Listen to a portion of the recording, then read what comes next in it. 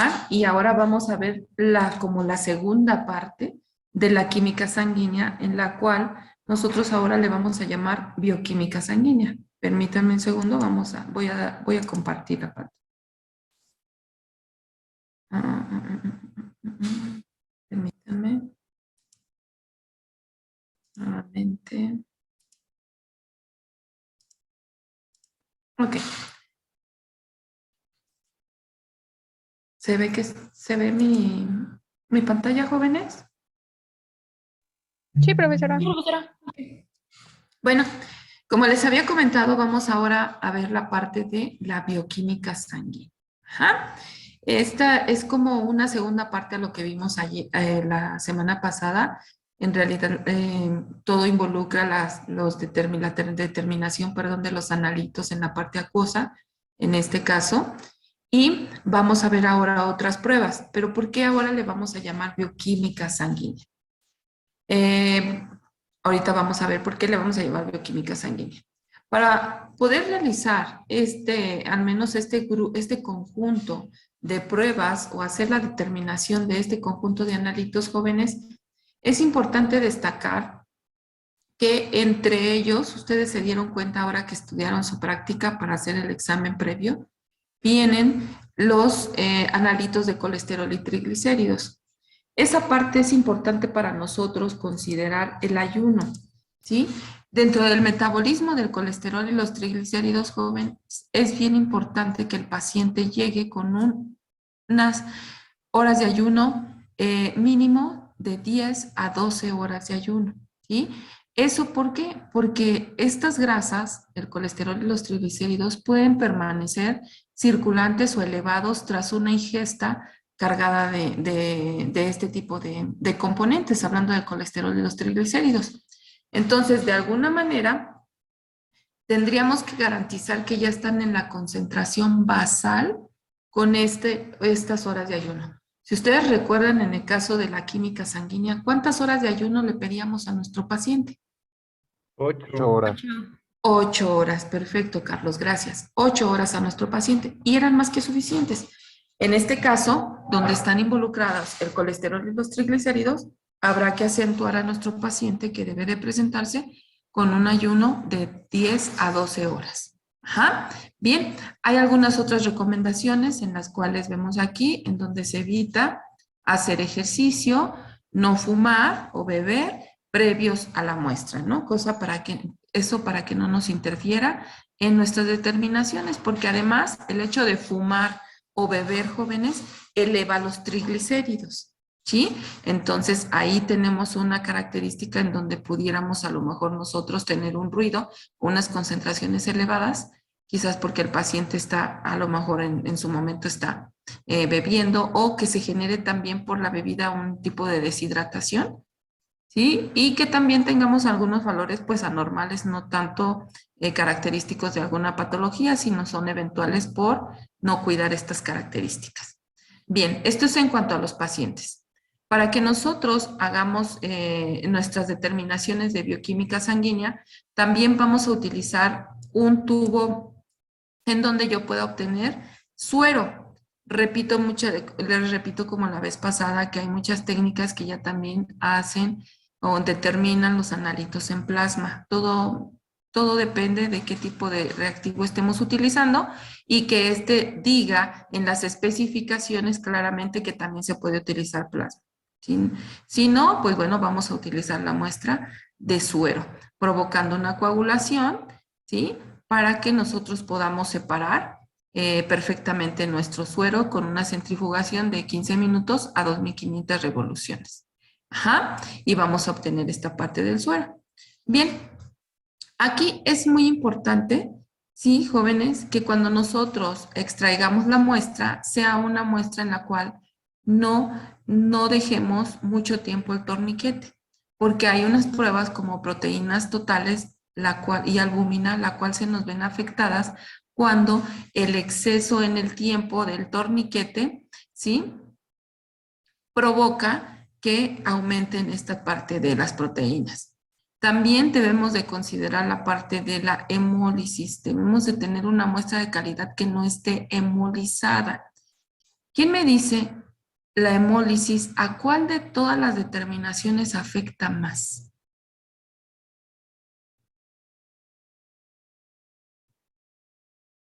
¿Quién me dice? A la de bilirrubina. A la de bilirrubinas. Muy bien, Aldair.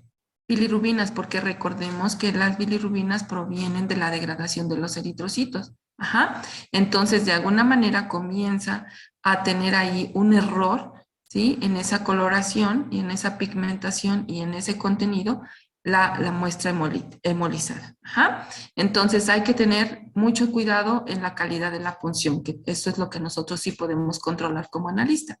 Ya si la muestra está muy lipémica o bien ictérica, bueno, de alguna manera ya son aspectos patológicos que no está en nuestras manos controlarlo, pero sí es importante que también destaquemos estas características cuando estamos emitiendo el resultado, ¿sí?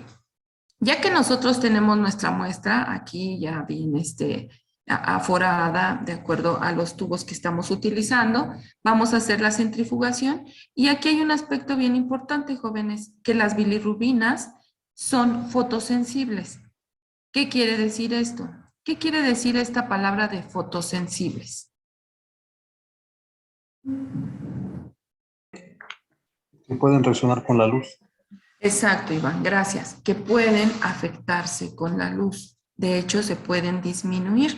Un ejemplo claro, jóvenes, a lo mejor en alguna ocasión ustedes han tenido contacto con algún bebito recién nacido, ¿no? Un recién nacido en donde lo ven que hasta su tono de piel es un tanto amarillita, ¿no? En muchos bebés ser un poquito amarillos es normal. ¿Por qué? Porque están cambiando de hemoglobina, entonces en eso ocurre una lisis y se están subiendo en los niveles normales las bilirrubinas. Algunos de ellos sube demasiado, que están muy ictéricos, pero otros están levemente ictéricos. Entonces, cuando tienen una ictericia muy leve, un tanto normal en los recién nacidos, los médicos aconsejan que se les dé baños de sol. Ajá. No, pues sáquenle al sol, saque ahora sí que saque al bebé y déle sus baños de sol. Entonces, eso es lo que hacen las mamás, darles el bañito de sol y es precisamente para bajar las concentraciones de bilirrubina, es empezar a eliminar esa pigmentación de la piel. Es lo mismo que pasa en las muestras. Si nosotros no las protegemos, ajá, de la luz, lo que vamos a ocasionar es que esas bilirrubinas se reduzca la concentración y no podamos determinar la concentración real que estaba teniendo nuestra muestra. ¿Sí? ¿Hasta aquí alguna pregunta, jóvenes? ¿O todo bien? ¿Avanzamos bien? ¿Sí? ¿Todo ok? Perfecto, gracias. Bien. Entonces, vamos a continuar. Entonces, ¿qué es lo que hacemos en el laboratorio? Normalmente, cuando nosotros ya tenemos nuestra muestra, nuestro suero, si procuramos vaciarlo, ¿sí? En otro tubito, ¿sí? Y este tubito lo envolvemos con papel aluminio. Ajá. Con papel aluminio para que precisamente se proteja de la luz y podamos hacer nuestra determinación de bilirrubinas.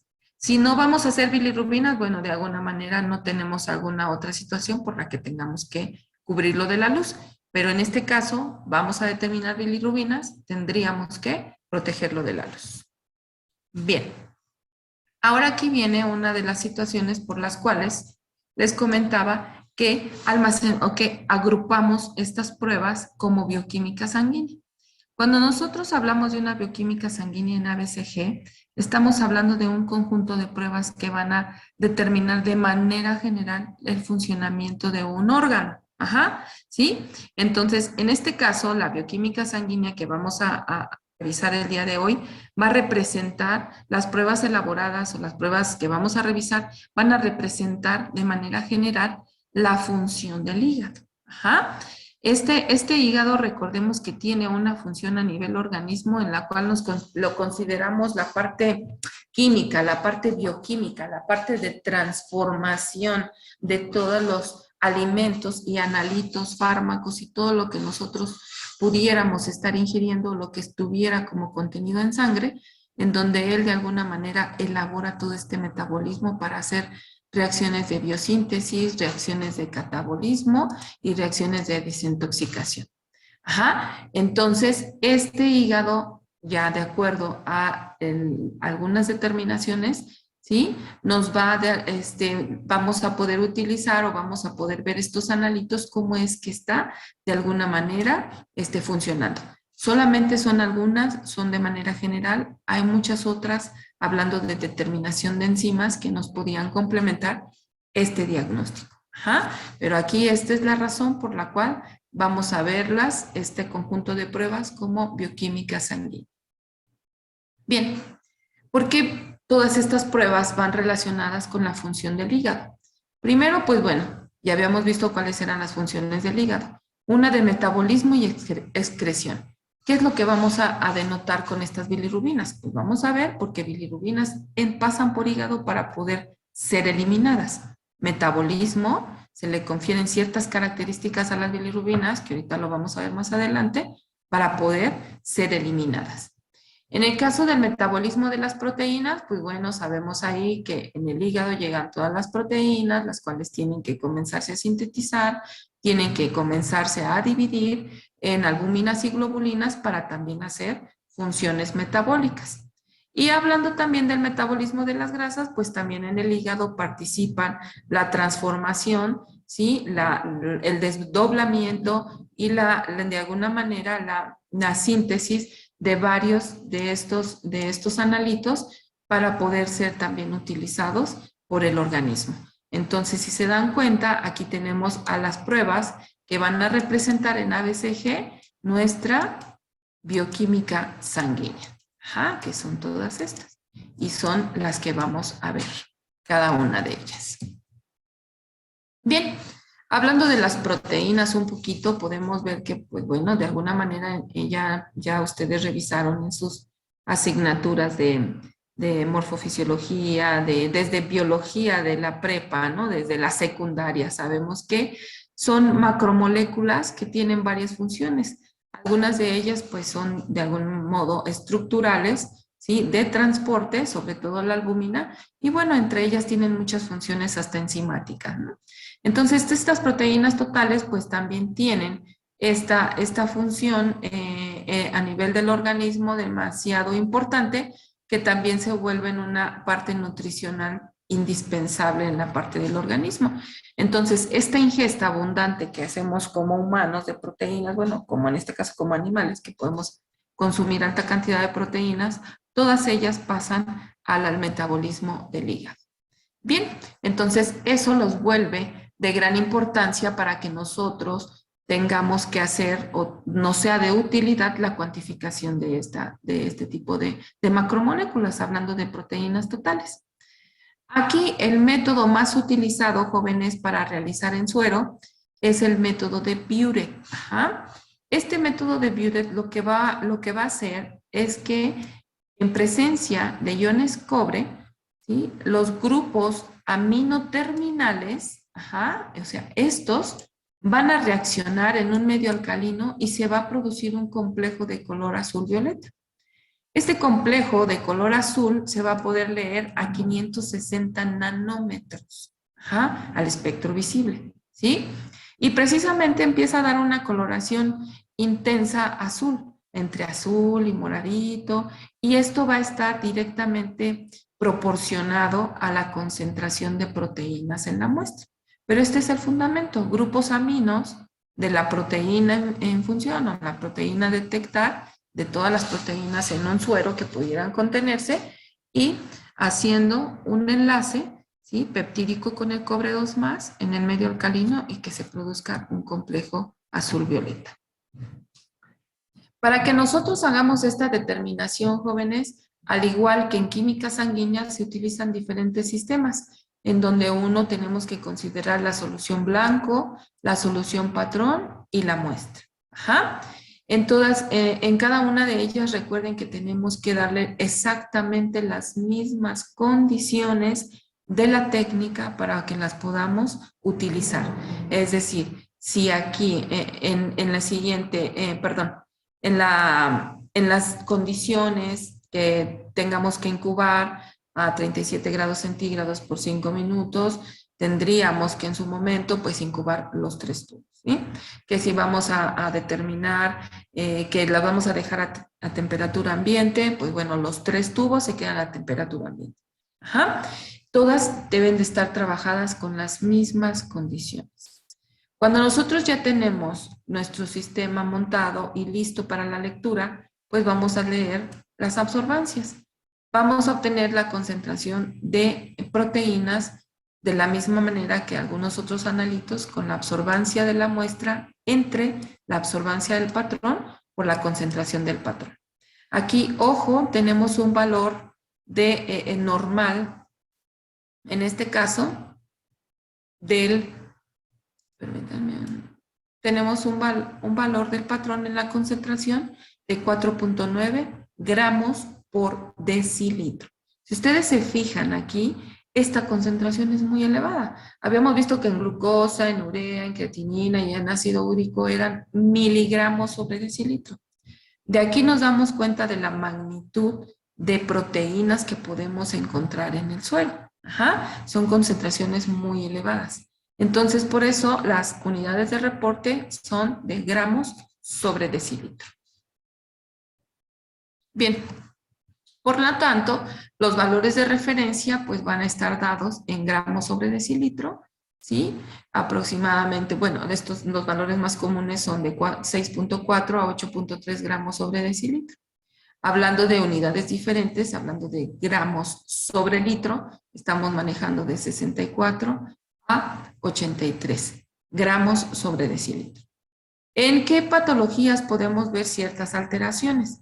Pues bueno, si vemos una hiperproteinemia, o sea, una elevación en la concentración de proteínas, puede deberse a una deshidratación o a una diarrea de manera abundante que a su vez, pues de alguna forma, esté ocasionando también este cuadro de deshidratación.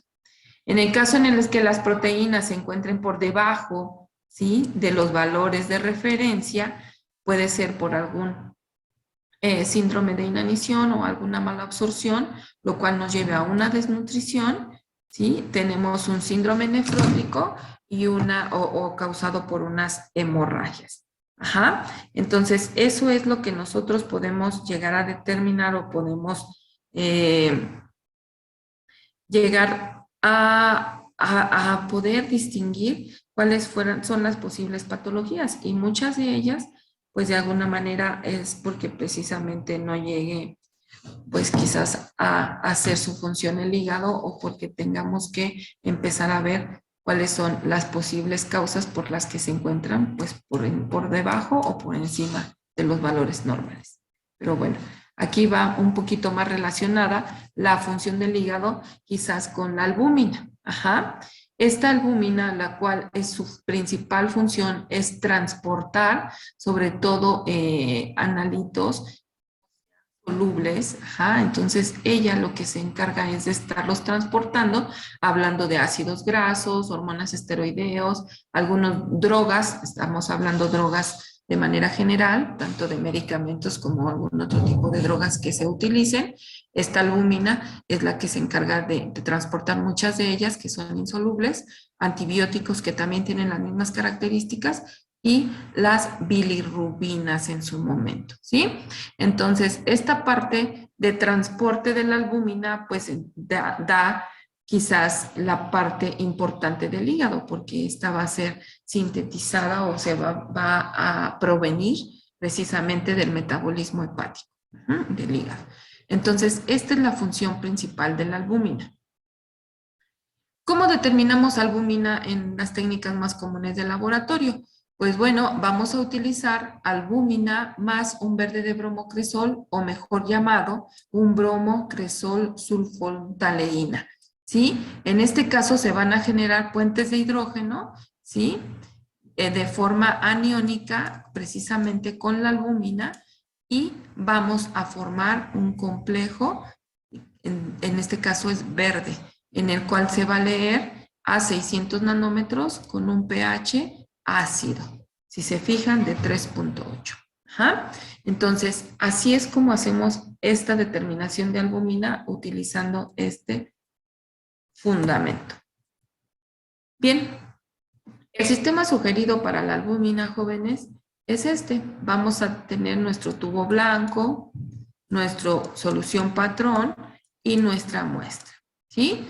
Tenemos las cantidades, estas son sugeridas, estas son las que normalmente nosotros utilizamos en el laboratorio y ahora que regresemos a hacer estas prácticas, estas son las que vamos a utilizar, pero no se preocupen, todo lo vamos a tener debidamente planeado para que tengan ustedes toda esta información a la mano y que nos vayamos lo más fluido que se pueda, ¿no? De acuerdo a lo que vayamos a determinar. Entonces, hablando de este tipo de técnica, pues si se fijan, también es una colorimétrica en el espectro visible. Tenemos que mezclar y reposar 10 minutos, la estabilidad es de 20 minutos y la linealidad es de 6 gramos sobre decilitro. Entonces, de alguna manera también vemos aquí las unidades, ojo muchachos en su reporte, ¿sí? Que ya observamos que al menos en proteínas y en albúmina las unidades de reporte o de concentración son muy distintas, ¿ok?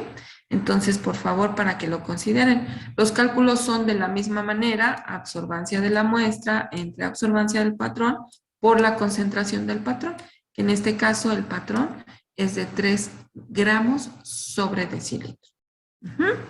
Bien. ¿Cuál es la interpretación de esta albúmina? Pues los valores de referencia deben siempre ser más bajos que las proteínas totales, puesto que la albúmina es parte de la proteína total. Entonces lo tenemos aquí como valor de referencia de 3.5 a 4.8 gramos sobre decilitro. Cuando hay una hiperalbuminemia, hablamos de un efecto de deshidratación en el paciente, o cuando hay una hiperalbuminemia o una hipoalbuminemia, ¿sí? Hablamos de algún tipo de alteraciones hepáticas en donde quizás no se está desdoblando adecuadamente, ¿sí? Las proteínas para producir precisamente la albúmina, lo cual ocasiona una baja en la concentración, o también hablamos de situaciones renales en donde la proteína se está saliendo por el glomérulo y también está bajando la concentración en sangre. Cosa que no debería de pasar, por eso también es importante para las situaciones renales. Y también nos va a servir, esto es importante, para saber si hay un efecto de una alteración en la forma de absorción que va directamente relacionada con las proteínas totales de acuerdo a la ingesta y que van directamente como indicador nutricional. En este tipo de analito, por ejemplo en albúmina, sí, como está muy relacionado con la parte nutricional, jóvenes, la parte en la cual se pueden ver disminuidas la podemos catalogar cualitativamente como leve, moderado o severa, ¿sí? Hablando de un cuadro ya de desnutrición, ¿ok? Entonces, este tiene otro significado a nivel metabólico. Para poder también distinguir esta parte del desglose de las proteínas totales, es importante que no se nos olvide que las proteínas totales van a ser igual a la albúmina más las globulinas. De manera general, claro que son muchísimas, ¿no? Tipos de albúmina, algunas albúminas, algunas globulinas, ya cuando están formando parte de algunos otros compuestos. Entonces, pero de manera general las proteínas totales tienen estas dos agrupaciones, proteínas tipo albúmina y proteínas tipo globulinas. Si recordamos, las globulinas forman parte precisamente de las inmunoglobulinas, las cuales son precisamente los anticuerpos que van a fungir como defensas de memoria en los organismos. Entonces, fíjense aquí en qué radica esta importancia de las globulinas. Además que pueden servir como parte estructural del complemento, de enzimas, de factores de coagulación, de hormonas y de proteínas de transporte específico. Además, tienen esta parte de poder catalizar reacciones, ¿sí? Hablando de enzimas, Y también hay cierta comunicación celular por parte de algunos compuestos o de algunas funciones metabólicas en las cuales también participa. Ajá. Entonces son muy importantes las globulinas. Entonces, no vamos a hacer cuantificación de globulinas, pero sí se hace una relación de acuerdo a esta razón general, ¿sí?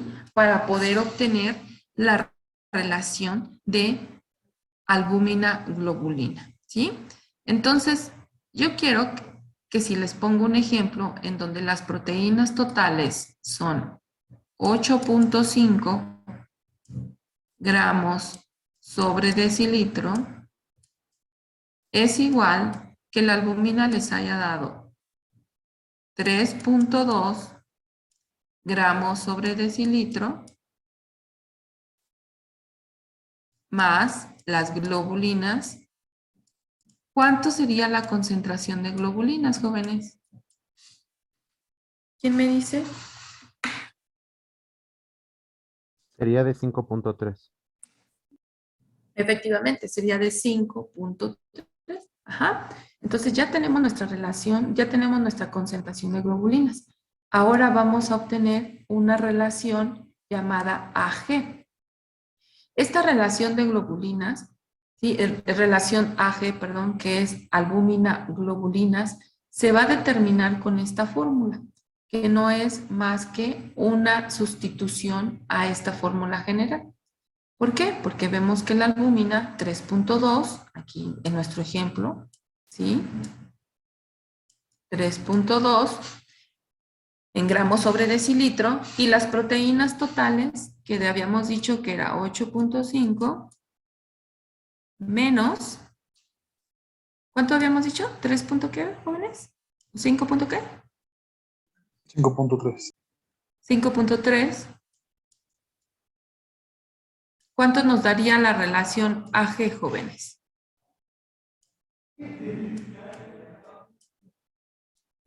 Da 1.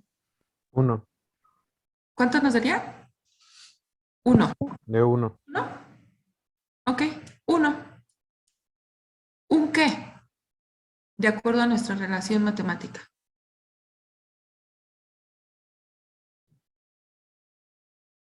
Un gramo por decilitro.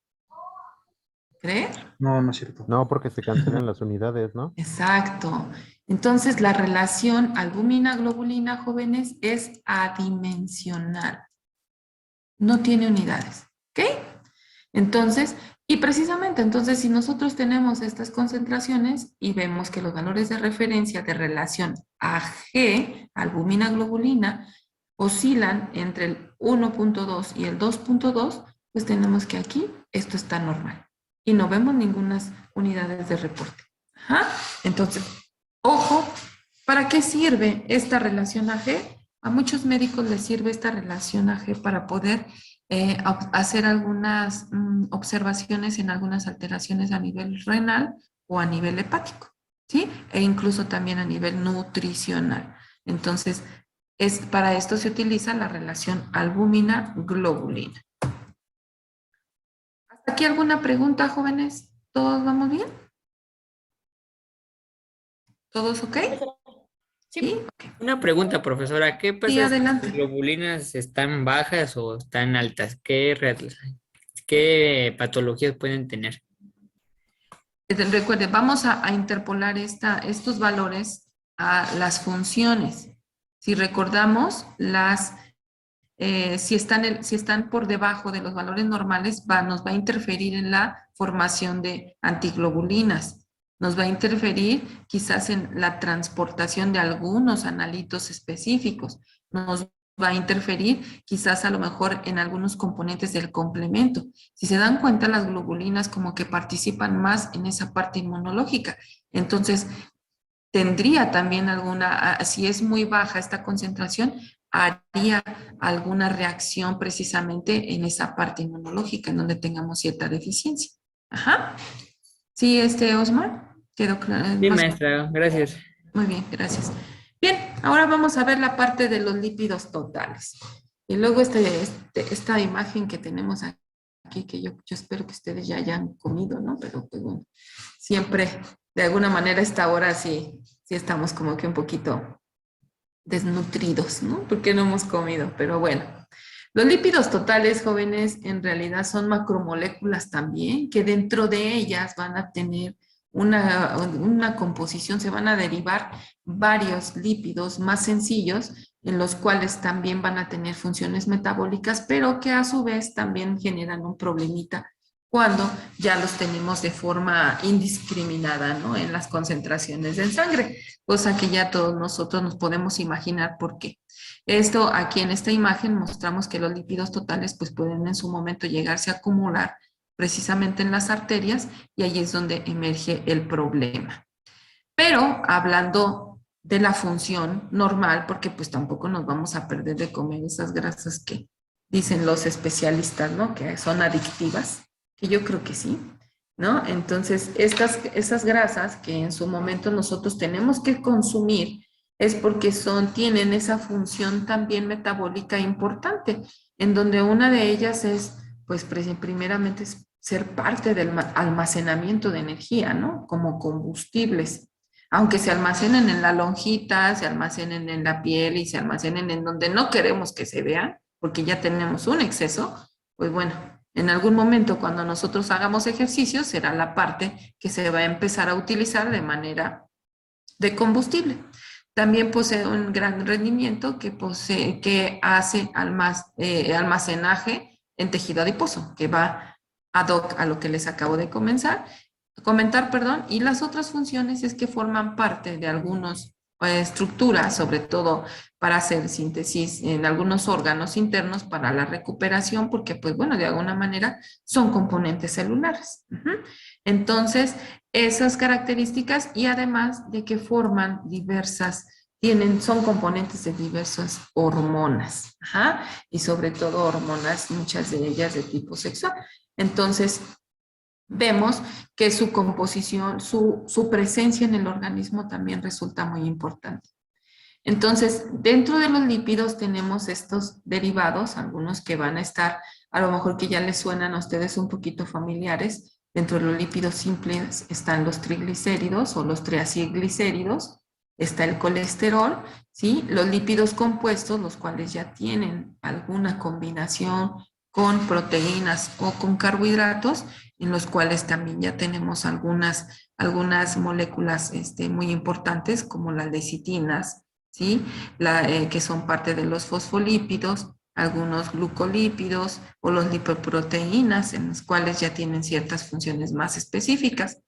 Y también los derivados de los lípidos, que ya son los ácidos grasos, mucho más sencillos, en los cuales ya también están formando parte de los lípidos totales. ¿Ok? Bien, entonces nosotros en el laboratorio podemos cuantificar estos lípidos totales en suero. Esta técnica se basa en precisamente hacer una técnica en donde se lleve a cabo la parte de la determinación de los lípidos. ¿Quién me puede leer cómo viene el fundamento de los lípidos totales en su manual? Por favor.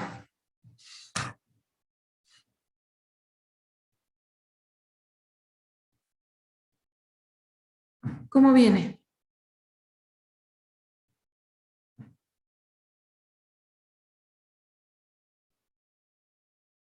¿Nadie? ¿Nadie lo tiene? A ver, Oscar, por favor. Es la de método de ácido fosfórico. Sí, ok. Bueno, dice, fundamento. La reacción se basa en los reportes de Cotel y Etienne y la determinación de lípidos totales se realiza en 2 etapas. La primera es una hidrólisis ácida en caliente de los dobles enlaces presentes en los lípidos. ¿Le digo la fórmula? Sí. Ok, dice lípidos insaturados más ácido sulfúrico van a generar iones carbonio. Así es. ¿Sí? Y Ahorita nos paramos tantito, Oscar, y ahorita continuamos. Permítame un segundito. Aquí está. Sí. En la fase 1, precisamente es esta hidrólisis que ocurre con el ácido sulfúrico, tal cual nos dijo Oscar, concentrado y con calor. Es lo que nos dijo. Los lípidos, ¿sí? Con ácido sulfúrico, los calentamos y producimos, ¿sí? Cetonas, ¿sí? Ya tenemos aquí cetonas. Esta es una reacción de oxidación. ¿Qué pasa en la siguiente fase, Oscar, por favor?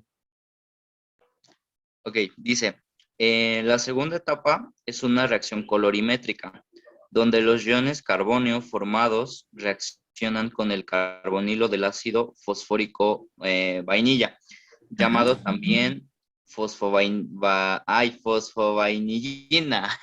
Exacto. Fosfovainillina. Ajá. Generando un complejo rosa cuya absorbancia máxima se lee en el rango de 490 a 550 nanómetros.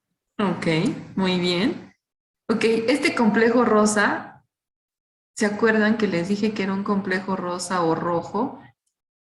En esta parte, ¿en qué otro tipo de reacciones lo vemos? Olviden esto no lo relacionen, pero el complejo rosa, ¿en qué lo podemos llegar a ver?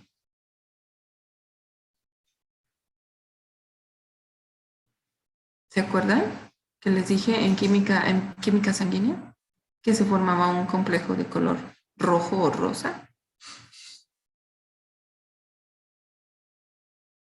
Bueno, ahorita lo checamos de manera general. Bien, efectivamente tenemos este fundamento para la determinación de los lípidos, en donde los iones carbonios que vienen en formas de cetonas van precisamente a reaccionar con el ácido fosfórico vainillina y formar el complejo rosa, ¿sí?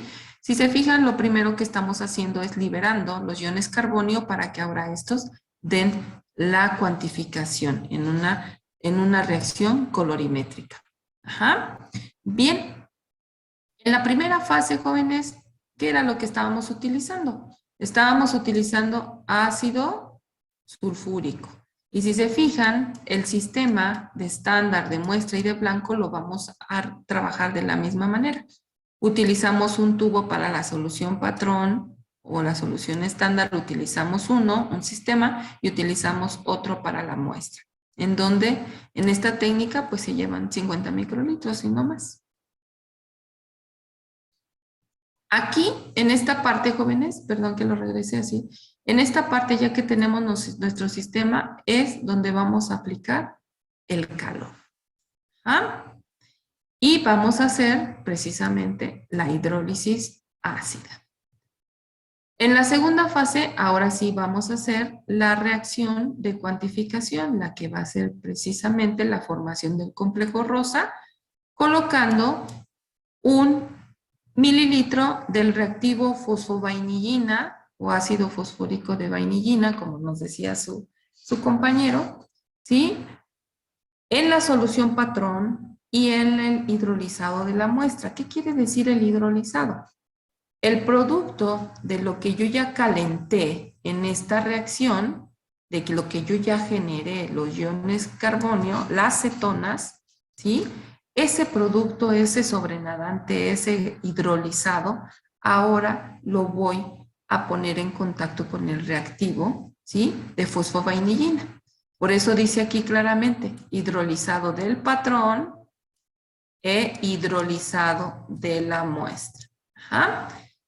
Este tipo de técnicas, jóvenes, requiere que sean mezclados con mucha fuerza, porque los lípidos son enlaces muy fuertes. Ajá. Entonces, lo que queremos es que se mezclen energéticamente para que en todo el contenido de lípidos en la muestra pueda hacer reacción con la fosfovainillina, para que tengan esos cuidados en el momento en el que van a hacer este tipo de técnicas. Y vamos a incubar 15 minutos a 37 grados centígrados y vamos a obtener la absorbancia, ¿sí? De los 3 sistemas. El blanco nos va a servir para llevar a cero el espectrofotómetro y los demás pues para tener nuestra lectura para poder definir la concentración. Bien, los cálculos para lípidos totales son de la misma manera, absorbancia de la muestra entre absorbancia del patrón por la concentración del patrón, que en este caso, si se fijan, pues también casi le pegan al gramo, las concentraciones de referencia o los valores de referencia normales, ¿sí? Porque también hay una alta cantidad, porque son lípidos totales. No es colesterol solito, no son triacilglicéridos solitos, sino son lípidos totales. Por eso es que los valores de referencia oscilan entre 450 y 800 miligramos sobre decilitro. ¿Sí? ¿En dónde radica su interés? Sobre todo en esto, jóvenes, arteriosclerosis, la acumulación de estos lípidos en las arterias. ¿Ah? Entonces, eso conlleva a que los pacientes diabéticos, ¿sí?, tengan la facilidad de generar esta arteriosclerosis y que a su vez también pueda generar enfermedades cardíacas. Pero no solo los diabéticos, también la arteriosclerosis solita, ¿sí?, va relacionada con enfermedades cardíacas. Ajá, entonces, en esto radica la importancia de poder cuantificar los lípidos totales. Bien. ¿Dudas en la determinación de lípidos totales y las dos fases? Está sencillo, ¿no? Nada más es descomponerlos y cuantificarlos, ¿sí? Descomponerlos con el ácido sulfúrico, con el calor y los cuantificamos. Gracias, Iván. Muy bien. Entonces, tenemos ahora la parte de cuantificación de los triglicéridos o de los triacilglicéridos, ¿sí? En esto se vuelve muy de moda. Yo creo que ya ustedes en su mayoría han escuchado este concepto de que, ay, si tienes los triglicéridos y el colesterol elevado, pues seguramente es porque estás comiendo pues una dieta muy, muy rica en grasas, ¿no? O las tías que cuando ya no pueden caminar con mucha agilidad, no es porque no hagan ejercicio, sino porque simplemente han de decir, es que tengo el colesterol y los triglicéridos bien altos, ¿sí? Pues bueno, todo eso ya fue a consecuencia del metabolismo, ¿no? Pero pues bueno, retomemos como los lípidos totales pues tienen función de almacenamiento de energía, ¿sí? Pero que también pueden almacenarse fácilmente en las arterias. Eso es lo que radica la importancia de poder determinar precisamente las concentraciones y sobre todo cuando estos están elevados. Bien, el fundamento, si se fijan, es un fundamento en el cual están relacionados varios pasos. ¿Quién me lo lee de acuerdo a cómo textualmente, como viene en su manual? Para que los demás observemos estas reacciones conforme el compañero o compañera nos vaya leyendo en el manual. ¿Quién gusta leer este fundamento del manual? A ver, adelante por favor, Dalia. Sí, profesora. ¿Es el que dice método enzimático colorimétrico? ¿Es correcto? Sí. Ah, bueno. Dice, fundamento. La reacción se basa en el método usado por Bucolo y David, 1973. Los triacilglicéridos presentes en la muestra son determinados a través de las siguientes reacciones acopladas para formar una quinonimina roja cuya absorción máxima se realiza en el rango de 490 a 550 nanómetros. Y de ahí vienen las reacciones que dice los triacilglicéridos en presencia de la lipoproteína lipasa va a formar glicerol y ácidos grasos. Sí. Después el glicerol que se formó se va a utilizar el ATP, el glicerol más el ATP en presencia de GK se va a formar glicerol 1-fosfato más ADP. Ok. Después, el producto obtenido de glicerol 1-fosfato, en presencia de oxígeno, se va a utilizar el GPO para generar peróxido más hidroxiacetona fosfato.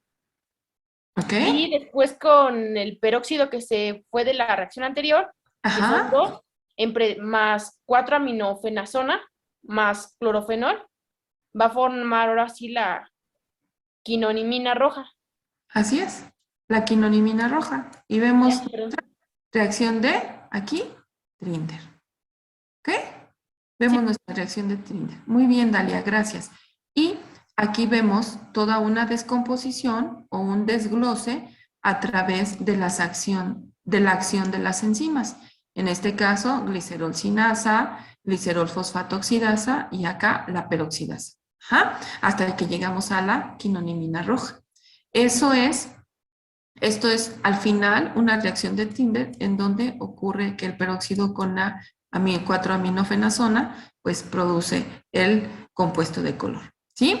Entonces, si se dan cuenta, es una reacción colorimétrica, método colorimétrico enzimático, porque hay toda la participación de las enzimas de manera escalonada hasta que llegamos a la quinona roja. Muy bien. Nuestras muestras las vamos a trabajar igualmente, ¿sí? Solución patrón, blanco y muestra. Este tipo de reacciones de Trinder, al igual que la glucosa, el ácido úrico, ¿sí? Son reacciones estables, son reacciones económicas, bueno, reactivos económicos, ¿sí? Y no son de mayor dificultad para elaborarlas. Hacemos nuestro sistema, incubamos durante 5 minutos a 37 grados centígrados, calibramos el espectro con nuestra solución blanco, que solamente tiene reactivo, y vamos a leer de 490 a 500 nanómetros, que es un espectro visible, sobre todo para Trinder, y la estabilidad de las reacciones de 30 minutos. Todo depende de la marca. ¿Cuáles son los valores de referencia que nosotros podemos interpolar nuestros resultados? Pues bueno, aquí se va a diferenciar o vamos a tener también algunos rangos cualitativos que van a acompañar a los reactivos. En este caso hablamos de una concentración menor a 150 miligramos sobre decilitro, en el cual se considera como deseable. En el caso de que ya estén arribita de 150 hasta antes de 200 miligramos sobre decilitro, tenemos un riesgo moderado. Y en el caso ya arriba de los 500, ¿sí? De 200 a 500, tenemos un riesgo alto precisamente de producir este tipo de enfermedades, arteriosclerosis. Y ya si estamos en un rango de mayor a 500 miligramos sobre decilitro, pues ya se puede observar un riesgo muy, muy alto. En cuanto a las características de las muestras, jóvenes, aquí no observamos lipemia, ¿sí? Difícilmente pueden presentar muestras lipemia, no es común. Aquí ya empezamos a observar algunas muestras con lipemia, quizás como de una cruz o quizás hasta dos cruces. Y ya en un riesgo alto, mayor a 500, ya empezamos a ver una lipemia de 3 o incluso hasta de 4 cruces. Hay pacientes que tienen concentraciones de triglicéridos hasta de 1500, 2000, en donde de plano esto parece, dijeran los químicos ya cuando las ven, dicen, ay, este suero parece atole de fresa, literal, atole de fresa, ¿sí? Y ya ahí consideramos pues hasta 4 cruces y donde el riesgo ya de poder adquirir o de estar presentando yo una arteriosclerosis, pues ya es demasiado alto, ¿no? Lo que nos lleva posiblemente ya a problemas cardíacos. Bien, ahora el colesterol, jóvenes. El colesterol, ustedes son muy jovencitos, son muy actuales, muy recientes, pero el colesterol en su momento, cuando empezó el auge de que era uno de los causantes de muchas enfermedades cardíacas, hasta le hicieron una canción y una cumbia ahí, ¿no?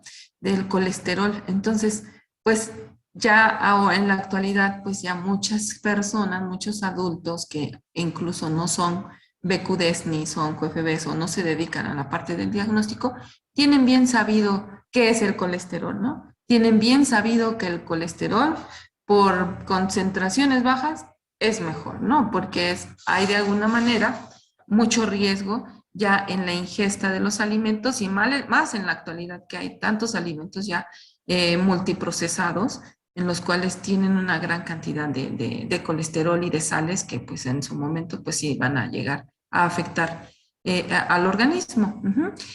Pero hablando de la parte buena del colesterol, pues sabemos que debemos de tener cierta ingesta o debemos de ingerirlo en los lípidos totales, porque pues también participan en reacciones metabólicas para ácidos biliares, hormonas, de tipo sexual, vitamina D, hormonas o algunas sales biliares, hormonas sexuales, sales biliares. Componente de esos tipos de elementos indispensables para el metabolismo. Pero este colesterol, pues de alguna forma, ¿sí? Estamos adquiriendo o estamos bien dándole al organismo de diferentes vías. En este caso se considera la vía exógena, que es a través de los alimentos, y la vía endógena, que es a partir de la síntesis de acetilcoenzima A. Entonces, podemos de alguna manera estar sintetizando colesterol por otra vía, no precisamente que digamos, ay, pero es que es muy común, jóvenes, que llegan los pacientes adultos y de repente les vamos a tomar una muestra y todo y salen con el colesterol de 350 miligramos sobre decilitro. Y el paciente argumenta precisamente que lleva una dieta y que cómo puede ser posible que tenga 350 miligramos de colesterol. Pues es precisamente porque tenemos diferentes vías de poder sintetizar el colesterol y que se quede ahí precisamente circulando en sangre o que se... Una parte importante, jóvenes, que también hay que reconocer en las funciones del colesterol es que dependiendo de su composición, ¿sí? Cuando va de alguna manera acompañado, ¿sí? Acompañado de proteínas, podemos tener este colesterol que puede participar como el colesterol llamado bueno o el colesterol llamado malo, ¿sí? El colesterol bueno, que es el colesterol de alta densidad, que es la lipo,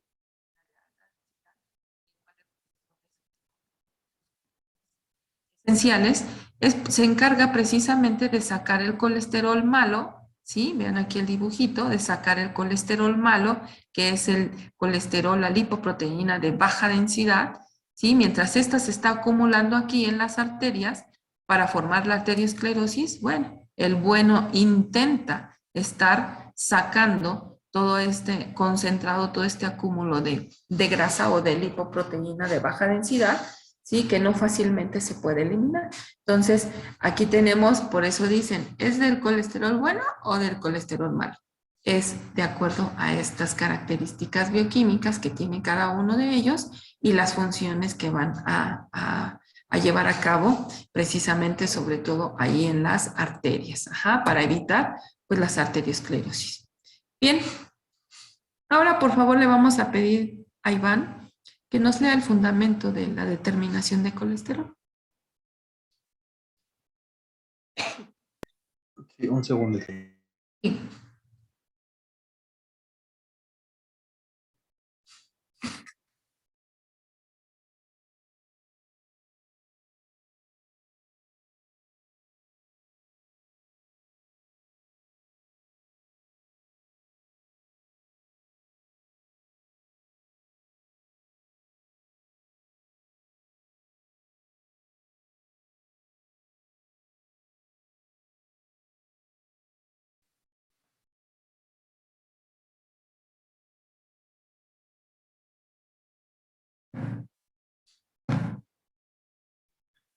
Ahora sí. El método enzimático para colesterol fue introducido por Flegg 1972 y Richmond 1972. Bueno, creo que eso no era necesario. Se Ok. determina a través de 3 reacciones enzimáticas acopladas para formar una quinonimina roja, cuya absorbancia máxima se realiza en el rango de 490 a 550 nanómetros. Ok. Aquí no elimina. Muy bien. Ajá. ¿Le digo las reacciones? Sí, ¿qué ocurre en el paso 1? La primera sería ésteres de colesterol más agua en presencia de, no sé el nombre, CH. Es Se produce- colesterol éster hidrolasa. Muy bien. Se produce colesterol más ácido graso. Ok. Luego el colesterol más oxígeno en presencia de, Colesterol oxidasa. produce coles 4 en 3 enona más peróxido. Ok. Después el peróxido más 4 aminoantipirina más fenol en Ajá. presencia de peroxidasa. Ajá. Produce la quinonimina roja y 2 moléculas de peróxido. Perfecto. 2 moléculas de agua. Ujú. Bien. Sí, perdón. Ok, gracias, Iván. Entonces, si se dan cuenta nuevamente, en colesterol hacemos reacción de Trinder, al menos por este método de método enzimático colorimétrico, al igual que en triglicéridos. Empezamos a desglosar hasta que llegamos a Trinder y producimos una quinonimina roja, la cual va a ser directamente proporcional a la concentración de colesterol. Muy bien, este desglose, este método es el más utilizado para la cuantificación de colesterol. ¿Cómo se desarrolla? Pues tenemos estos sistemas en donde, pues si se fijan, es un sistema, una reacción, una metodología, un método muy similar al de triglicéridos. Incubamos por 10 minutos a 37 grados centígrados, calibramos con la solución blanco que no tiene más que agua y el reactivo, ¿sí? Leemos a una observancia de 500 nanómetros, espectro visible, y la estabilidad es de 30 minutos. Formamos nuestro sistema del estándar y también formamos nuestro tubo de la solución problema. Bien, ¿cómo lo calculamos? Absorbancia de la muestra entre absorbancia del patrón por la concentración del patrón. Este equivale a 200 miligramos sobre decilitro. La linealidad del método de la mayoría de ellos es hasta 750 miligramos sobre decilitro. ¿Qué va a pasar, Carlos, si yo tengo una muestra en donde el colesterol tenga 400 miligramos sobre decilitro en mi primera lectura? ¿Qué haría usted?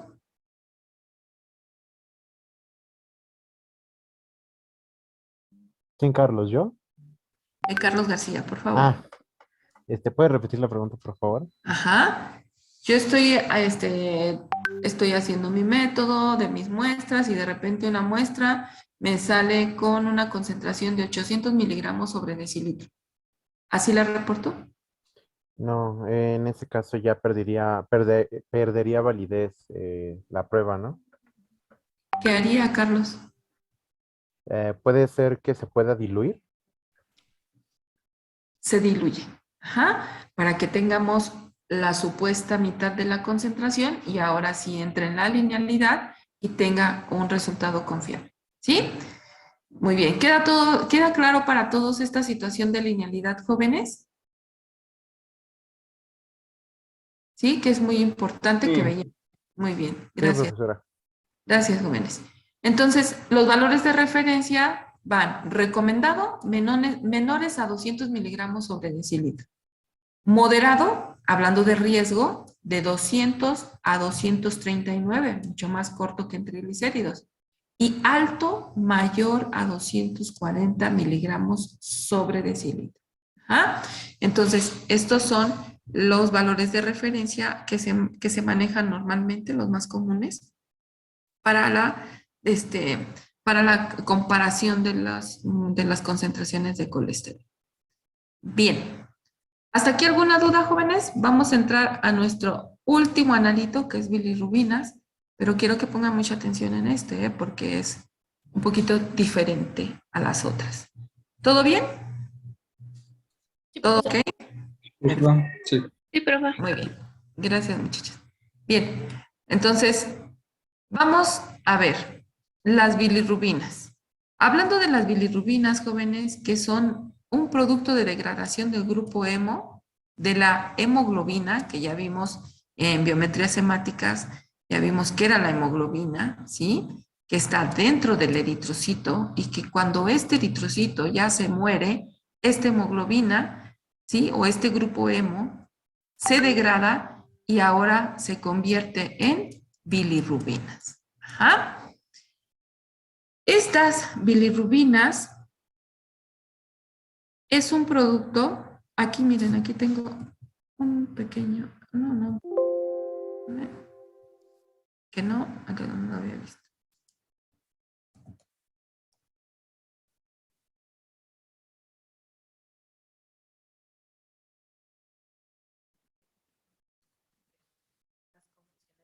Del cerebro a las 2 de la mañana. Ok. Bien. Tenemos la bilirrubina indirecta, jóvenes, va a ser el producto directamente de la destrucción del eritrocito cuando éste pasa por el vaso. ¿Sí? En el vaso. Esta bilirrubina indirecta tiene la característica de ser insoluble, de ser no polar. Y esta bilirrubina indirecta es la que tiene que ser eliminada por el hígado. Entonces, cuando ya llega al hígado, lo que está pasando, esta bilirrubina directa ahora se va a conjugar con el ácido glucurónico en el hígado y ahora se va a convertir en un compuesto soluble. Entonces, el hecho de que ya venga acompañado con el ácido glucurónico, perdón, lo hace que ya está conjugada. Entonces, hablando con algunos otros conceptos que podemos encontrarnos en algunas referencias, lo podemos ver que la bilirrubina indirecta es una bilirrubina, perdón, no conjugada,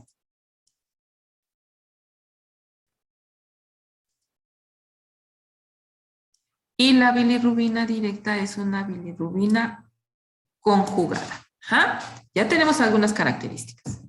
Ahora vamos a ver aquí este esquema. De los glóbulos rojos, a partir de los glóbulos rojos, ya la vida ya se les acaban los 120 días, llegan a la parte del vaso y se desprende el grupo hemo. Del grupo hemo sale la bilirrubina y esta es bilirrubina no conjugada o bilirrubina indirecta, que es insoluble. Recordemos eso, insoluble, ¿sí?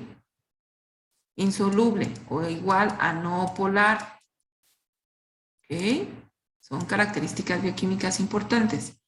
Llega al hígado y esta se va a conjugar con el ácido glucurónico y ahora sí ya conjugada puede traspasar las vías biliares, ¿sí? Y para poder ser eliminada. Esta bilirrubina va a ser eliminada ya de forma conjugada en urobilina, ¿sí? A través de la orina, o también o en forma de estercobilina, perdón, que ya va conjugada para poder ser eliminada por ambas vías, ¿sí? Entonces, de alguna forma, tiene que ser eliminada todas las bilirrubinas, por lo que sucede casi lo mismo que en la creatinina, que les había comentado que los valores de referencia son muy pequeñitos. Lo mismo pasa en la bilirrubina, son muy pequeñitos, porque esto lo único que hace es dar toxicidad a la sangre aquí, cuando se acumula aquí o cuando se acumula aquí en las vías biliares, que lo que ocasiona también muchas veces pues es hacer cálculos biliares, ¿no? Entonces, o obstrucción biliar. Entonces, de alguna manera, lo que se genera con una obstrucción es un acúmulo de esta bilirrubina conjugada, esta aumenta, ¿sí? Aumenta también esta, porque de alguna manera no toda está siendo conjugada y, por lo tanto, aumenta la bilirrubina total también en algunas situaciones. Ahora, ¿dónde quedó la bilirrubina total? Pues la bilirrubina total quedó en la suma de esta no conjugada y en la suma de la conjugada. Eso hace una bilirrubina total. ¿Ja? Entonces, ya tenemos esas características de la bilirrubina. ¿Cómo es que llevamos a cabo este fundamento de la bilirrubina? Pues, a ver, ¿quién me lee, por favor, el fundamento de la bilirrubina? Jesús, ¿nos puede hacer favor? González. Sí, permítame tanto. Claro.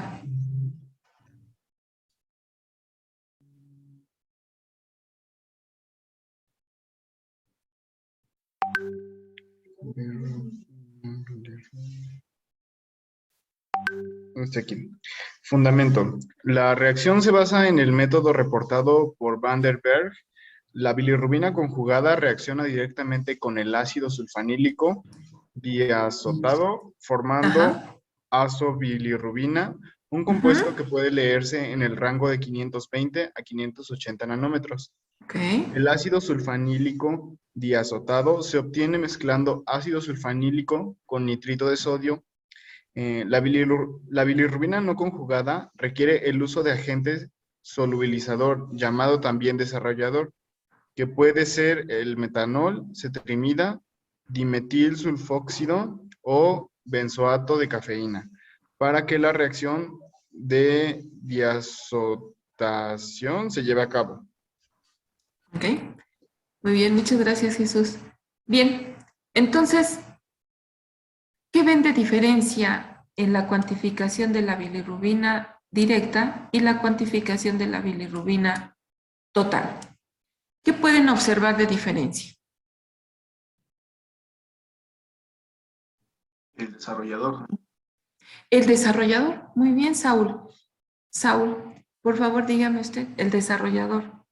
¿Qué función tendrá el desarrollador en esa reacción? De acuerdo a las características de metanol, de cetrimida, de dimetilsulfóxido, de benzoato de cafeína. O a lo mejor usted no, Saúl, gracias, nos participó. ¿Quién sospecha algo? A ver, Carla, dígame. Bueno, mencionan que es un agente solubilizador. Exacto. Hablábamos de las características de la bilirrubina indirecta, ¿no? O las características de la bilirrubina no conjugada, que eran insolubles. Entonces, este desarrollador, ¿sí? Lo que va a generar precisamente es la condición, ¿sí? De solubilidad a la bilirrubina, ¿sí? Pero aquí nos habla de la bilirrubina total, pues decíamos, pues no que la indirecta. Pero en la bilirrubina total van ambas, va la directa como la indirecta. No las puedo separar, pero sí las puedo cuantificar de manera en conjunto. La bilirrubina directa, en cambio, sí la puedo determinar luego con el ácido sulfanílico. Ajá. Ahí sí la puedo determinar luego en contacto porque tiene las características de solubilidad. En cambio, con la bilirrubina total, en el cual viene aquí, ¿sí? Integrada la bilirrubina indirecta, y precisamente para esa bilirrubina indirecta voy a colocar el desarrollador. Entonces, por ende, voy a tener ya ahora sí toda una bilirrubina soluble, que es total, ya con el desarrollador, que ahora sí ya con el ácido sulfanílico diazotado me va a producir, perdón, el compuesto azobilirrubina que voy a poder leer en el espectro. ¿Quedó claro este fundamento, jóvenes? Para todos, pónganme una reaccioncita, por favor. ¿Para todos quedó claro? Bien. Okay. Bueno, si no hay preguntas, yo no puedo ver si en alguno de ustedes no haya quedado claro. Entonces, si no me preguntan, yo me sigo así como que derechito, ¿ok? Para que me interrumpan si es que hay alguna duda. Gracias. Bien. Entonces, ahora, esta técnica, ¿cómo se lleva a cabo? Hablábamos de una parte en donde aquí en esta técnica sí es importante destacar la parte del blanco de muestra, jóvenes. Ajá. Aquí en esta parte funge como blanco de muestra. Permítanme.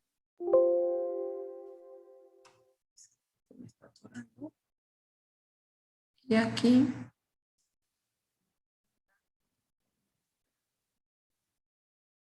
Entonces, este blanco de muestra va precisamente a ayudarnos. Ay, espérenme, porque me estorban los cuadritos para poderlo hacer. Grande. Okay. Este blanco de muestra aquí sí se vuelve muy importante porque vean los componentes que lleva este tubo, jóvenes, este sistema. Lleva agua, lleva ácido sulfanílico y lleva la muestra. Si se acuerdan, en los otros sistemas, el blanco solamente llevaba el reactivo. No le poníamos la muestra. Ajá. Pero ¿por qué lleva la muestra?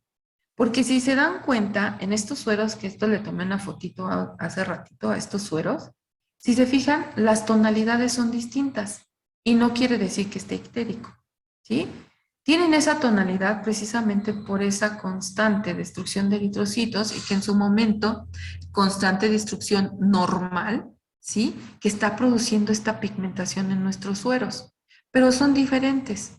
Ajá.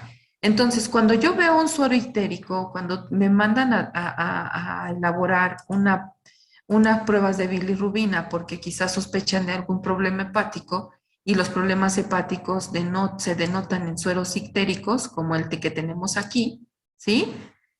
Yo tengo que corregir el error de la coloración normal de mis muestras. Por eso tengo que decir, bueno, este sí está ictérico, pero mi suero pudo haber estado de este color. Hay que ver qué tanta cantidad de bilirrubina está por encima de la cantidad normal, del valor normal. Ah, bueno, mi suero sí está ictérico, pero mi suero, mi blanco de muestra pudiera estar de esta forma. Ajá. Entonces, es por eso que vamos a eliminar el error o la interferencia de color con el blanco de muestra. Por eso lleva muestra, jóvenes. Ya cuando nosotros vamos a determinar la bilirrubina directa y la bilirrubina total, el sistema nos da conforme nos dijo el fundamento. Vamos a colocar diazo reactivo, ¿sí? El cual estaba compuesto por, perdónenme, nuevamente regreso, ácido sulfanílico y nitrito de sodio, ¿sí? El diazo reactivo y también con la muestra, la directa, porque no necesitamos agente solubilizador. Ojo, vean, no hay desarrollador. En cambio, para la bilirrubina total, sí necesitamos el desarrollador, necesitamos el diazo reactivo y necesitamos la muestra. Ajá, y ya tenemos nuestro sistema. En esta técnica o en este método utilizado, jóvenes, tenemos que mezclar e incubar a temperatura ambiente, ajustar a 530 nanómetros y calibrar con el blanco de muestra. Ajá. Cuando nosotros hacemos una determinación de bilirrubinas, jóvenes, podemos hacer dos cosas. Con el blanco de muestra, tener una lectura de absorbancia y restarla a las absorbancias de las muestras de la bilirrubina total y de la bilirrubina directa. Ajá. Ese es un método.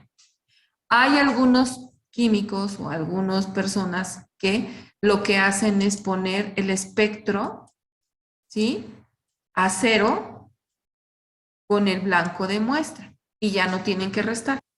Es válido también en la técnica. Ambos métodos son válidos porque es lo mismo. Es como si les restaran. Al ponerlo a 0 le están quitando ese ruido del blanco de muestra para hacer posteriormente las lecturas de bilirrubina total y bilirrubina directa. Ajá. Si lo quieren leer, blanquean su espectro con agua y enseguida leen su blanco de muestra, les va a dar una absorbancia, ¿sí? Y posteriormente leen su absorbancia de bilirrubina directa y bilirrubina total. En este tipo de técnicas se sugiere que se lea a los 5 minutos exactos, cuando ya se hizo la azobilirrubina, y a los 10 minutos. A los 10 minutos, la bilirrubina total, porque es mucho más cantidad de bilirrubina la que hay que hacer y que debemos de dejar también el tiempo en el que el desarrollador lleve su función. Ajá. Entonces, por eso se aconseja que se hagan esos minutos exactos. Además de que las bilirrubinas como tal, ya habíamos comentado que tienen cierta fotosensibilidad o también tienen sensibilidad a algunos componentes que pueden verse disminuidas o afectadas, por lo que se sugieren tiempos exactos de medición, a los 5 minutos y a los 10 minutos, al menos en este tipo de método. Bien, ¿y cómo hacemos los cálculos de la bilirrubina?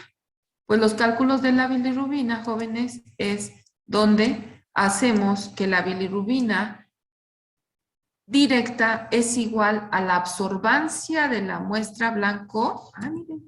Ay, Dios mío, perdón.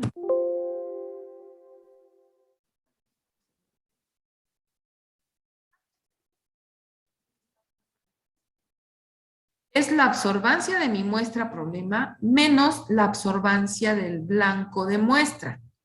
Leyendo el blanco de muestra, acuérdense. Por un factor, ¿sí?, de corrección que viene con este método, que es 14 miligramos sobre decilitro.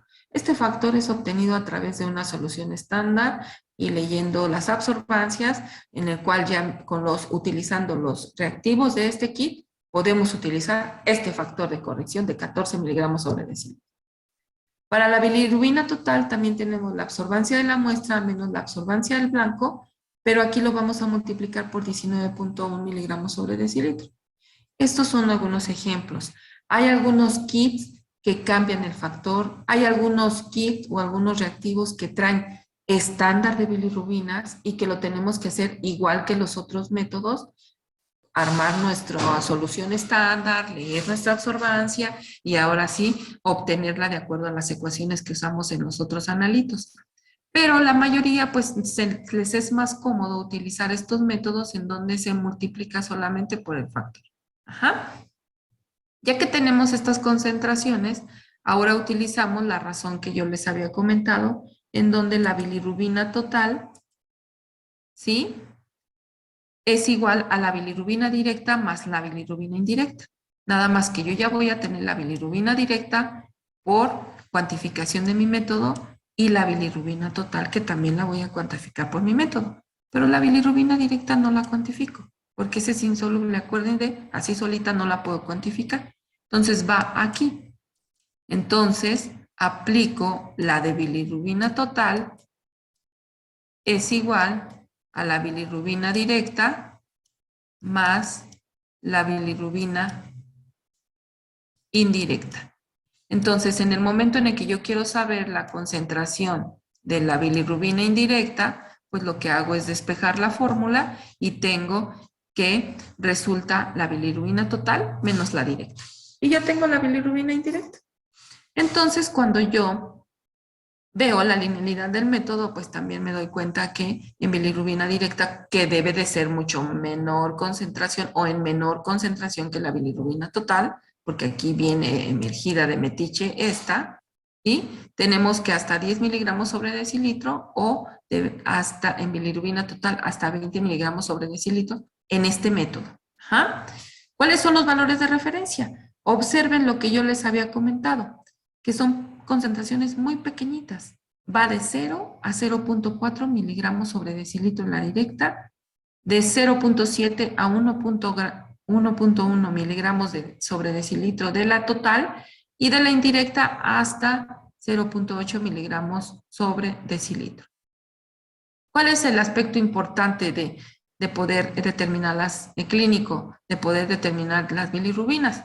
Pues bueno, en el incremento del suero o del plasma en cuanto a la bilirrubina total, puede ser por un aumento de hemólisis, hay mucha destrucción de glóbulos rojos, por lo tanto, mucha liberación del grupo hemo, por lo tanto, mucha producción y mucha concentración de bilirrubina indirecta, en este caso, por eso se ve aumentada la total.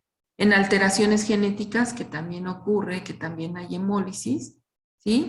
En anemia neonatal, que también se está de alguna manera provocando una hemólisis de los glóbulos rojos por incompatibilidad de grupos sanguíneos con la mamá. En alteraciones eritropoyéticas, ¿sí? Hablando de eritrocitos que se estén rompiendo, ¿sí? Por algún tipo de morfología anormal o en presencia de algunas drogas que precisamente hagan que este aumento, sobre todo enfatizando a la bilirrubina indirecta, ¿sí?, se eleve la bilirrubina total. En cambio, en la bilirrubina directa podemos decir que va un poquito ya más relacionada a las partes hepáticas, ¿sí?, a las funciones hepáticas. En el caso en el de colestasis hepática, en algunos cálculos, ¿sí?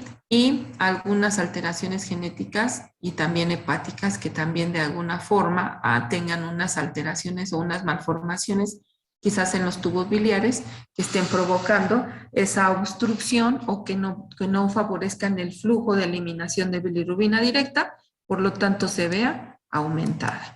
Ajá. Entonces, estas son algunas de las razones por las que se puede llegar a aumentada la bilirrubina directa. Por ende, en el caso de que la bilirrubina directa por alguna situación hepática se vea aumentada, pues también va a reflejar en una concentración elevada de bilirrubina total. ¿Sí? ¿Queda claro esta situación, jóvenes? ¿Este fundamento? ¿Queda claro esta interpretación y esta importancia? Muy bien. Maestro, tengo una pregunta. Adelante. Las bilirrubinas también pueden, bueno, están relacionadas con enzimas hepáticas, por la ALT, la STH, todos esos. No, no llevan una relación en cuanto a nosotros en el diagnóstico. Llevan relación cuando en conjunto todos esos valores los utilizamos para hacer un diagnóstico. Ajá. Por ejemplo, normalmente si tenemos unas bilirrubinas elevadas por una alteración o por una patología a nivel de hígado. Por ende, hígado está sufriendo una inflamación y entonces también está liberando esas enzimas que usted me pregunta, la TGO y la TGP. Ajá. Entonces son liberadas, pero por la inflamación, ¿sí?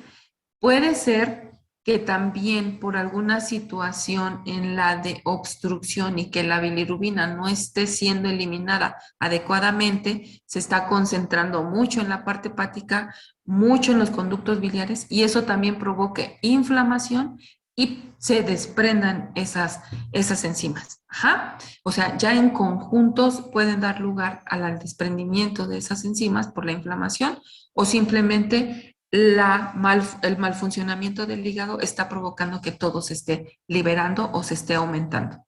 Sí, Osman, sí me Está bien, expliqué. profesora, gracias. De nada. Bien, entonces, estas son las cuestiones que nosotros debemos de considerar. Y bueno, ya hablando de los últimos analitos, es importante, jóvenes, que aquí vean, aquí en nuestro laboratorio, tal cual les mostré en el video, pues bueno, tenemos todos estos materiales que se requieren y nuestro espectro tan bonito en la facultad, ¿no? Que es lo que nos ha aguantado generaciones y generaciones y generaciones para hacer nuestras determinaciones químicas, que es lo que nosotros utilizamos aquí, ¿sí? Y son determinaciones que le llamamos manuales y utilizamos esos kits. Ahora, en la química sanguínea, ¿sí? Hay muchos equipos automatizados. Ya es raro el laboratorio que no cuenta con un equipo automatizado. Solamente los muy pequeñitos, a lo mejor ustedes si empiezan a hacer pininos en la parte de la instalación de un laboratorio cuando salgan de la facultad, pues comenzarán con un espectrofotómetro, como lo han hecho muchos.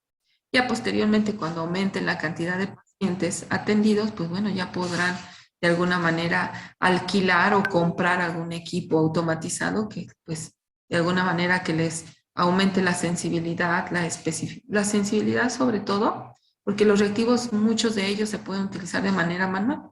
Entonces, que les aumente la sensibilidad, que puedan llevar a cabo un control de calidad más eficiente, que tengan menos riesgo, porque ya meten menos las manos ustedes en la muestra, en el pipeteo y todas estas citas en el contacto con los reactivos.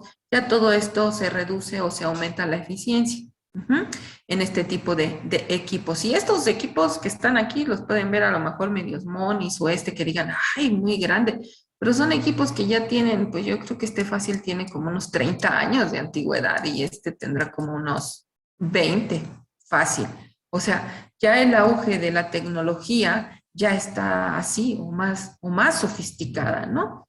Entonces, ya estos equipos, ya nada más ustedes les colocan el tubo centrifugado, hay algunos que ya hasta los centrifugan, ya leen el código de barras, ya tienen su software que ya jalan los estudios que el paciente requiere, ya manda los resultados, ya manda que si está lipémica la muestra, que si está hemolizada, que si está ictérica. Todas esas observaciones ya lo hacen los equipos a través del software.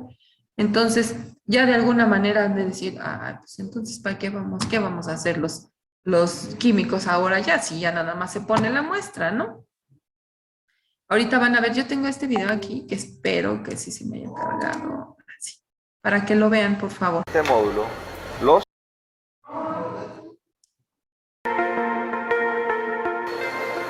En automatización total de laboratorio existen dos tecnologías. Existe la automatización total, que es un sistema propietario de Siemens, que es el único en el mundo que lo tiene, y consiste de lo siguiente. Nosotros podemos colocar aquí, en este módulo, los tubos en cualquier orden, mezclados, de cualquier tipo, y este brazo robótico apenas sensa que están estos tubos, los pasa, los identifica y los procesa a través de todo el sistema sin intervención de absolutamente nadie. Es un sistema inteligente, es un sistema robótico, es un sistema totalmente automatizado que garantiza el mínimo de error dentro de todo el sistema. Eso se llama automatización total de laboratorio. Existe otra que se llama automatización por etapas o por secciones, que se conoce con las siglas de TAT, o sea, Target Task Automation, que sí hace algo parecido a esto, pero lo hace simplemente por secciones. O sea que hay intervención del ser humano en la manipulación de las muestras y eso. Por ejemplo, podemos comprar un sistema de estos, un IOM de entrada y salida y una centrífuga, pero una vez que termina esa labor, las muestras tienen que ser tomadas a mano y llevadas a los instrumentos. Esa es la que se llama el Target Task Automation, o automatización por etapas.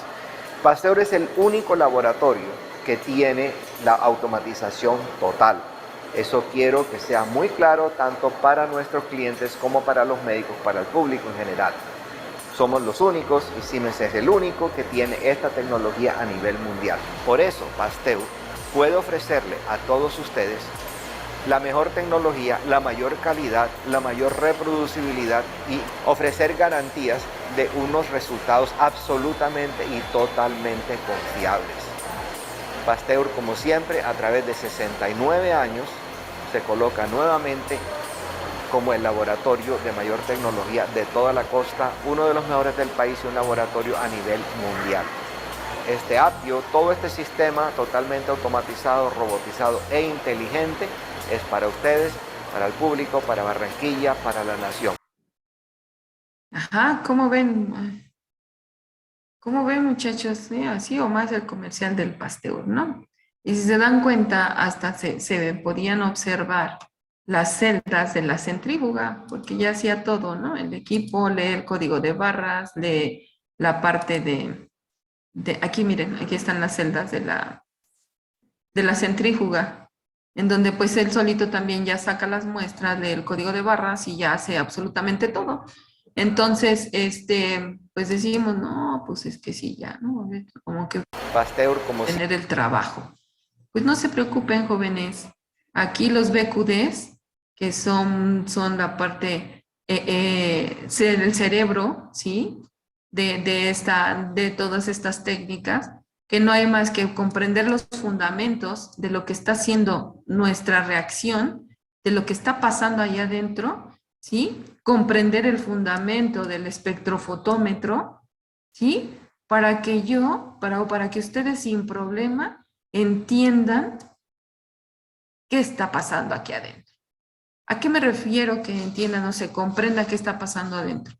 Que si una muestra sale alterada, con valores muy, muy altos, descabellados, ¿sí? Ustedes ya saben la reacción. Es una reacción colorimétrica en donde el reactivo quizás a lo mejor estaba descompuesto, quizás a lo mejor su recipiente donde está el reactivo también no estaba bien lavado, no fue nuevo, se contaminó, entonces de alguna manera está dando una lectura errónea. Si le sale una concentración de 0, ¿por qué de 0? Pues posiblemente porque no absorbió, ¿o qué? O muestra o reactivo. Ajá, y pues no está leyendo nada, ¿sí? O que quizás a lo mejor que les digan, ¿saben qué? Pues es que tiene interferencia. Caray, tiene interferencia. Si es un espectrofotómetro, entonces, ¿qué le está haciendo ruido? Posiblemente mi celda está rayada, ¿sí? Mi celda en este equipo, estoy hablando, posiblemente mi celda está rayada. Posiblemente mi muestra tenía, a lo mejor que no absorbió, mi muestra tiene coágulo, ¿sí? Y la aguja ya se tapó con el coágulo. O sea, a lo que voy es que, jóvenes, esto hace su preparación para poder comprender esto al 100%. ¿Sí? Para que no le tengan miedo a los equipos automatizados. A lo mejor si los desconfiguran porque ya traen aquí un software y que porque nos metimos en donde está el sistema operativo de ingeniería y todo eso y que quisimos vernos muy hábiles en esa parte, que eso sí no nos toca, ¿no? La parte de meterle los programas del software, la parte del mecanismo de calibración, quizás a lo mejor de las agujas y toda esa parte que sí ya es parte de ingeniería. Ajá. Mientras no nos metamos en eso, todo lo demás, ¿sí? Que el mantenimiento, que lavar las celdas, que destapar las agujas, que preparar los reactivos, que observar la muestra, o sea, todo lo que sea de la parte química que van a hacer aquí, ustedes son capaces de hacerlo, ¿sí? Siempre y cuando tengamos, repito, estas bases. Entonces, ahí es donde está nuestro trabajo en el laboratorio. Ahí es donde el patrón va a requerir ¿sí? Contratarnos para solucionar problemas y validar resultados. ¿Sí? Entonces, eso es una parte en la que todos debemos de ir mentalizados. ¿Ok? Y no tenerle miedo, que pareciera que a lo mejor en los equipos hasta nos podemos meter, ¿no? Que, ay, o sea, voy a centrifugar las muestras dentro del equipo automatizado. No, no, no. Es porque ya hacen todo eso. No tengan miedo. Y además, donde trabajen, siempre dentro de las normas y las políticas de los laboratorios existe la capacitación a los equipos. Ajá. O sea, ejemplo, si ustedes van a ir a trabajar a un laboratorio en donde van a hacer química sanguínea, ¿sí? Y tienen un equipo de la marca de Siemens, como lo habíamos visto en el video, y que llegan, usted es bioquímico diagnóstico, entonces usted va a quedar a cargo del equipo. Ah, bueno, sí, ¿cuál es el equipo? Tenemos un Siemens completamente automatizado y usted se va a encargar de prepararlo y de procesar las muestras. Bueno, pero ¿sabe qué? Yo no sé cómo se usa el equipo Siemens. ¿Cómo no? Si usted es bioquímico diagnóstico, debe de saber. Sí saben los métodos que utiliza el equipo quizás. Saben cuáles técnicas utiliza el equipo. ¿Sí? Pero tienen ustedes la prestación donde sea y el patrón o la persona que los contrate tiene la obligación de capacitarlos en las funciones precisamente del Siemens. Ajá. Y posiblemente van a otro lado, ya trabajaron con el Siemens y ahora van a trabajar con el Beckman Coulter, ¿no? ¿No saben qué? Pues usted es bioquímico, ahí está el Beckman.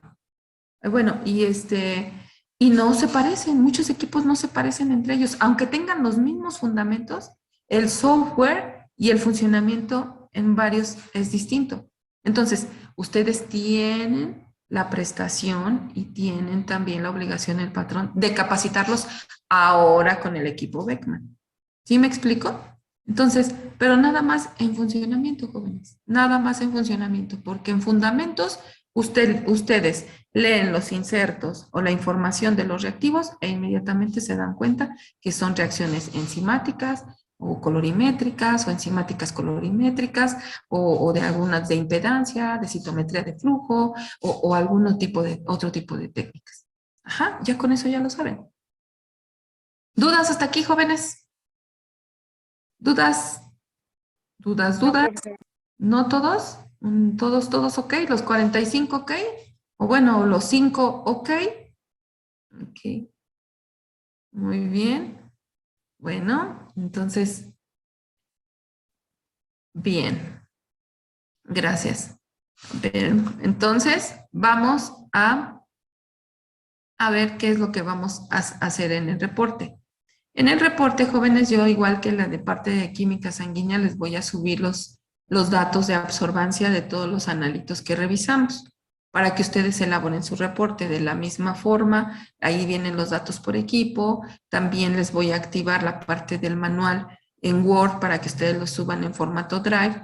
Por aquí está activado por práctica, en la práctica número 5, que es esta de bioquímica sanguínea. Y también está la parte de el espacio en donde tienen que subir ese reporte. Ajá. Les voy a compartir nada más por última vez la pantalla para que ustedes vean cómo es que están estos datos.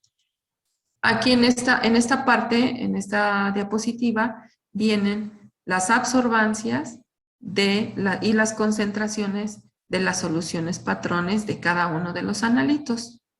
En esta vienen las absorbancias de cada uno de los analitos, ¿sí? Del equipo 1 al 7, y en este viene del equipo 7 al 15. ¿Todavía tenemos 15 equipos, jóvenes? ¿Hay algo que existen todavía los 15 equipos? A ver, el número 15 que me diga que sí. Sí, profesora. Eso, hace ratito nos vimos, ¿verdad? Gracias. Entonces, así es como van a venir, cada uno de los equipos toma los datos, ejemplo aquí el equipo número 1 toma sus datos y elabora su reporte. Ajá. Okay. Como vienen en la parte de Classroom, así como lo trabajaron como química sanguínea. Dígame, Kevin. Bueno, es que en los datos que usted acaba de colocar, me di cuenta que para los equipos de 7 al 15, dice que el paciente no, bueno, fue con un ayuno de 8 horas. Y como vimos en la clase al inicio, el ayuno debe de ser de un intervalo de 10 a 12. Qué buena Entonces, observación. Muy bien. Muy bien, Kevin. Por favor, consideren esa parte con un ayuno de 12 horas, ¿sí? ok. Considérenlo para que no tengamos ningún ruido. De todas maneras, ya vemos la parte de si sale algún resultado anormal y que no sea el ayuno lo que nos esté perjudicando para hacer el análisis. Ujú. Ok, Sí. profe. Kevin, entonces todos consideramos ayuno de 10 a 12 horas, por favor. Ahorita lo voy a corregir para que, ¿no?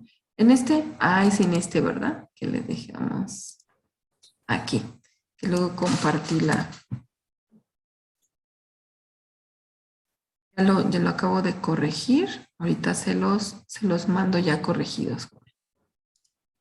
Bueno, ¿alguna otra pregunta? Gracias, Kevin, por la observación. ¿Alguna otra pregunta, jóvenes? ¿No? Profesora, yo tengo una duda. ¿Se deben Sí. de hacer igual los diagramas de flujo en estas prácticas? Porque, bueno, lo que pasa es que en las prácticas pasadas nos lo pedían, pero pues ahorita Sí. como no nos subió un como formato específico,